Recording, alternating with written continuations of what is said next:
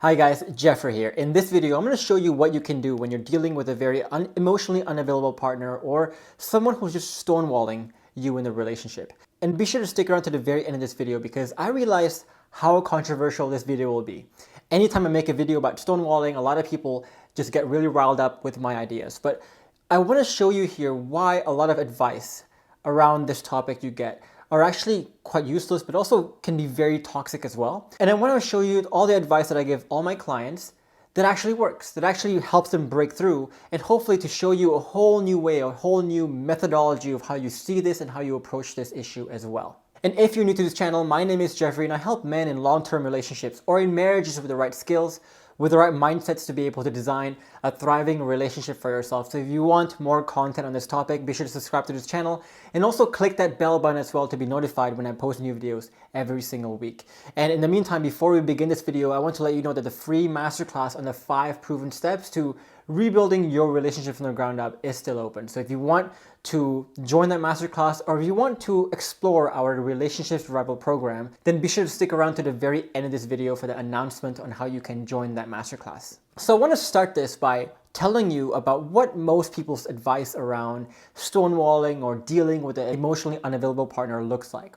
So usually most people's advice will tell you that your partner being emotionally unavailable here is a major red flag for you and the relationship. That either stonewalling or them choosing not to share their emotions or not being vulnerable with their emotions is really a sign of abuse maybe. It's a sign of narcissism perhaps even. And it's basically they're assigning this to a major flaw in their character, in your partner's character. And their response here, if you look at a lot of the videos around this topic, it's just full of angry people being angry about their partner stonewalling and being angry about stonewallers and towards stonewallers. And so, you know, the implication here is that stonewalling is something you need to be upset about. You need to be angry about. You need to basically look at and say, I need to put my foot down and tell them how inappropriate this is. I need to place boundaries around that and so on.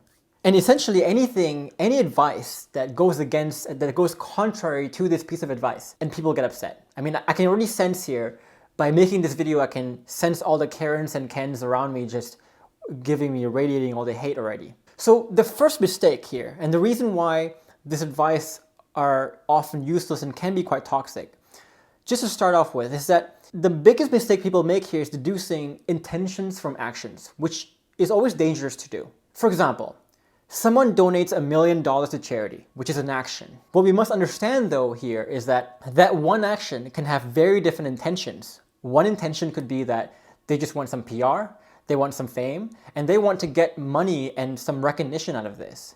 The other intention is they just want to be altruistic and actually give back to the community from a very good place. Now, you take this one action, and this one action can have 2 very different intentions, but the intentions are what actually makes this action good or bad. Now, the same thing when it comes to stonewalling or your partner being emotionally unavailable. It could be, yes, that the intention here is malicious intent, that they are abusive, they are narcissistic. But as we'll see later, there are actually many other reasons why people stonewall.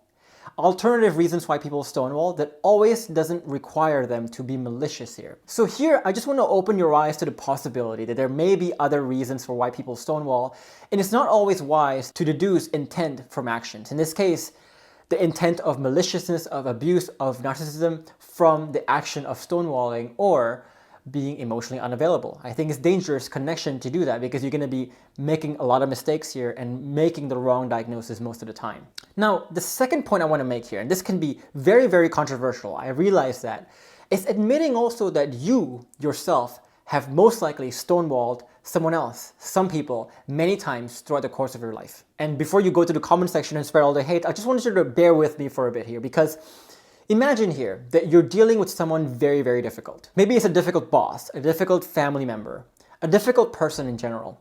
And every time you speak, you instantly feel judged. You instantly feel like the conversation is difficult. You instantly feel like you're belittled. You instantly feel like the conversation is controlled by the other person to go to the direction that you want. Basically, you feel bad every single time a conversation happens. And often, you know, the other person who gives you this effect, who makes you feel this way, is not doing that purposefully. So it's not always right to also say, oh, they're doing this because they're being a bad person. Sometimes people can become bad people, can do bad things because they're not aware that they're doing bad things. Or let's give another example here where you're dealing with a very, very complex issue in your life. You know, often whenever there's complex issues in life, the issues in life are not neatly stacked together, but they're a complex web of many things where the one thing interconnects to, you know, all the hundreds of different things in your life. Now, given these two scenarios, let's say this person tells you, hey, what's wrong? Tell me what's wrong. Tell me your problem here.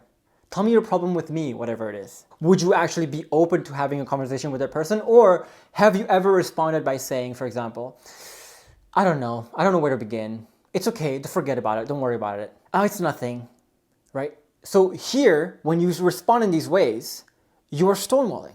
You are shutting down, you're becoming emotionally unavailable. A lot of you may be still stubborn and say, I've never done that in my life. But we have to be humble here because we have to admit that we have done this at some point or another. And we must also admit that if you have done this, this is actually stonewalling. And so you must admit here that you have, once in your life at least, or many times in your life, stonewalled someone else before. And if you cannot admit this, if you cannot bring yourself to admit this, then either you have never faced a difficult person ever in your life, or you never had to deal with any complex issues in your life, or you have faced a difficult person or a complex issue in your life, but you've never conscious enough to realize the fact that you actually stonewall during these times and you have stonewalled before. Or the last reason here is that you're too prideful to admit your own actions. Those are the only 4 reasons that can happen, because guaranteed, many of you have done this before. I have done this before. I have stonewalled many times before. In my relationship, at work, in my business, in many contexts of life, I've done this many times before. And if you can admit this first point here, I'm going to go to the next point, which is that we have to realize that there's always other potential reasons for actions. In this case, there's other potential reasons for stonewalling.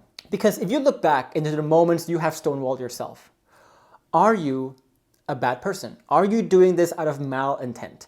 Are you doing this because you're incapable of communicating and expressing yourself? Are you doing this because you're a narcissist, you're abusive, and so on? Most likely not. And this actually brings us to another realization, a very interesting one, because, you know, for a lot of people, if your partner is the one stonewalling you, we tend to very quickly and easily assign it to a character issue. Oh, you're narcissistic, you're abusive. But if you're the one stonewalling, maybe accidentally so, then it can never be because of a character issue. There's no way that can happen, right? It's never us that is a bad person. So this phenomenon of, you know, when it comes to looking at other people's actions, blaming the character quickly, but when it comes to looking at our own actions, we never ever blame our own character. This is such a common thing that we do, our brain does, that scientists actually have a name for this. This is called the fundamental attribution error. So really, just to plant a flag here, just be very careful when you're assigning blame to your partner's character too quickly, especially when it comes to things like gaslighting or stonewalling, in that it's very dangerous to assign an intention from a simple action. So if you really took the time then to really humble yourself and see, why do you stonewall? Why have you stonewalled before? It's usually because of 3 very good reasons. One, the first reason is the lack of trust and safety. So basically here, what this means is that, you know, the person you're talking to, you may not have the safety and trust to be able to believe and trust that when you express the true thoughts, that often can be uncomfortable, that often can be difficult, that the other person can take it well. That you know that if you express the truth to this person, that this conversation will be something you will regret. You will feel belittled, you will feel like it will go to a bad direction.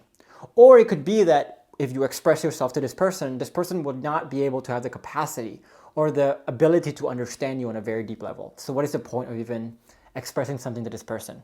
Or sometimes it could be the lack of ability. And this is when the problems have gotten very complex, that it's now not just one thing or a few things anymore, but multiple things, many things that are working together towards making this problem really complex.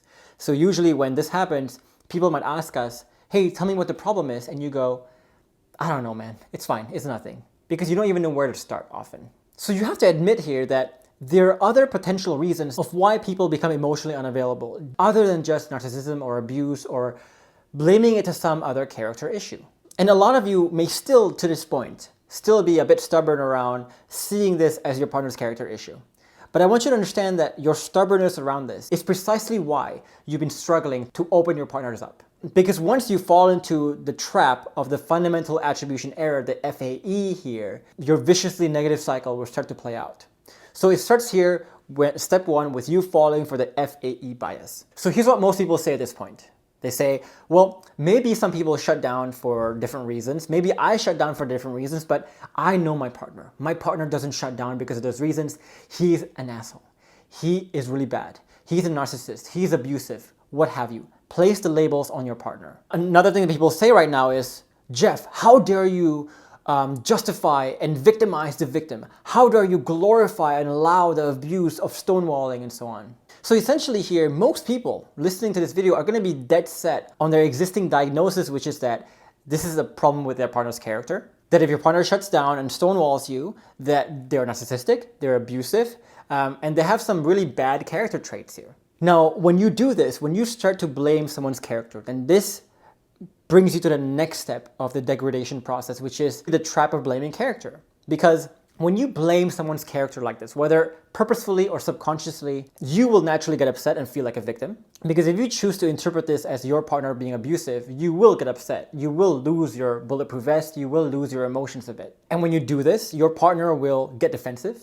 They will self-preserve even more because once you attack someone's character, they have to self-preserve. And this is again due to the lack of safety and trust. I mean, imagine if you're in front of this person that is really difficult again, and they start attacking your character. They start attacking who you are. At this point in time, there's a big guarantee that you're going to feel an even bigger destruction of trust and safety again. And you're going to want to self-preserve. You want to get to be defensive again, and you're going to want to shut down again. Or it could be due to a lack of ability here, where if, let's say that person, again, that difficult person, starts to blame your character, now on top of the many problems that you're facing, now that person just tacked on another problem, which is all these misassumptions, miscategorizations, misdiagnosis about what you're doing and what you really are trying to do here. So by blaming character, you're not only going to be destroying safety and trust, but you're also going to make it more difficult for that person to actually express themselves by creating this lack of ability, by adding more and more layers of problems on top of the already complex set of problems. So now, when you do this, when you choose to blame character like this, you're in a very difficult lose-lose. If, let's say, you're right, it's a character problem. Indeed, your partner is a narcissist, your partner is an abusive person, and you are correct. Then understand here that you are free to leave. You don't need anyone's advice to tell you that your partner is an abusive person and you should leave the relationship. I don't know why so many people are so obsessed about so many videos that just tell you, get a divorce. You don't need a video to tell you that. And the lose here is that if you continue to perpetuate this story, then you're just going to get angrier and angrier and angrier at your partner for no particular reason while you're leaving. And even if you leave, you're going to leave with this intense anger with you, and you're never going to be able to let go of this anger because you assign his issues to a problem of character. Oh, my ex was so abusive. My ex was such an asshole. So you lose if you're right here, but you also lose if you're wrong. And often the case, you are going to be wrong because most of the time, as we see, people stonewalling is very rarely a character problem. It's usually and almost always a situational or environmental problem due to the lack of safety or trust and also due to the lack of ability. And if you're wrong in this case, and if you chose to blame character when it's not actually a character problem, then you will just perpetuate a problem because as you destroy the safety and trust and as you create more of the lack of ability, your partner will stonewall you more, will shut down more, which then proves your point again, and you will play out the self-fulfilling prophecy, not understanding that you are the one who instigated and created this self-fulfilling prophecy in the first place when you choose to blame someone's character. And this brings me to my third point, which is you will fall into what we call the blind victim. Because if you choose to see this as a character problem forever, then you will not only be forever angry at your partner, but when you destroy the safety and trust and ability even more, and your partner stonewalls it even more, you're going to say to yourself, aha, I knew it. I knew this person was abusive. I knew this person has some major character problems. And when you blame their character that way, it will close them up even more. And so as this cycle continues, your partner shuts down more. You become angrier and more accusatory of your partner. And as you become angry and more accusatory, your partner shuts down even more. And it repeats. And all the while, we had no idea just how much control and how much contribution we're having to this self-perpetuating cycle. The whole time we will have no idea. And a lot of you may be seeing this video and say, why does it always have to be me fixing this stuff and controlling this stuff? Well, the truth is that your partner is not watching this video. You are watching this video, and we can only control what we do. So we really have two choices here. Either we blame character, which is the easy thing to do, which feels good to blame our partner's character, and we perpetuate the same cycle and we make ourselves into a blind victim, or we choose to take the hard road and understand how to be more compassionate towards this. It's our choice. The next point I want to make here is just to give you a swift wake-up call. So if you've been thinking for all your life here that stonewalling is an abusive thing, I want to give you 5 wake-up calls here for you to really think about and really reframe this in your mind. Number 1 is that, the stubbornness that you have, your stubbornness in the belief that this is really a character problem will always seem justified. Because the reality is that if you try to find ways to justify why your ideas is right, in this case, the ideas that your partner is a narcissist, is an abusive person, and so on, you will find millions. But if you choose to consider other better ideas and you look for that, you will also find millions that are also better. Just understand that this is the nature of confirmation bias, as we mentioned earlier, is that when you play out this cycle, you will have no idea that you're actually shutting down your partner even more. But when your partner shuts down, that confirmation bias will taint and bend the way we interpret that event so that we interpret it as, aha, I knew it, my partner was abusive. And there's never a time in this cycle when we can change our minds unless we choose to change our minds and explore other ideas, other alternatives, and so on. So understand that your current confirmation bias that your partner is an abusive person will always seem justified until you choose to not make it so. That's a crucial part of this. And point number 2 here is that your stubbornness to blame this issue on your partner's character problem is why your partner shuts down. Because the very fact that you're choosing to blame your partner's character here is causing the destruction of safety and trust and creating this lack of ability that causes them to shut down even more. And so you also need to understand here that your stubbornness to keep choosing to blame the character is also why you are the toxic one as well, not just your partner. Because here, whenever your partner is stonewalling, you're choosing to assign that to a character problem as your partner being evil. But when you are the one stonewalling, you're telling yourself, there's no way I can be having any malicious intent. There's no way I'm evil. So do you see, when you're so quick to blame someone's character like this, how toxic you're being and how toxic of a result you're actually perpetuating at this moment? So it's funny because, whenever people are getting stonewalled, they're always perceiving themselves as the one that is abused. But they don't realize that by choosing to see stonewalling as an abusive thing, they're the ones actually perpetuating a toxic cycle as well. It's a very paradoxical thing that not a lot of people see, but from this video, I hope you see it now. And the last question that people always ask is like, when I make this video, Jeff, are you enabling their behavior? Are you enabling them into stonewalling? No, I'm not. I'm not enabling them, because you have to ask yourself, when you choose to blame character, are you actually disabling their stonewalling? Are you actually making things better? Or are you actually making things worse? So blaming character and putting your foot down and blaming this on your partner may seem like you are actually disabling it, but are you really disabling it? And since you're watching this video, most likely it's not really working, because blaming character actually always makes stonewalling worse. It never does any good in disabling stonewalling. And this is why I say this advice not only sucks, they're useless, but they can also be quite toxic, because they put us in this really bad cycle, often without us even knowing about it. I'm actually trying to help you see this from a whole different angle, to calm yourself down when you're being stonewalled and to come from a place of deeper understanding and emotion so that you can create trust, that safety, and so that you can create that ability to be able to express themselves and to ultimately here disable their behaviors. So while from the surface it seems like I'm trying to enable their behaviors, I'm actually trying to show you the best way to disable their stonewalling behaviors and their tendency to emotionally shut down.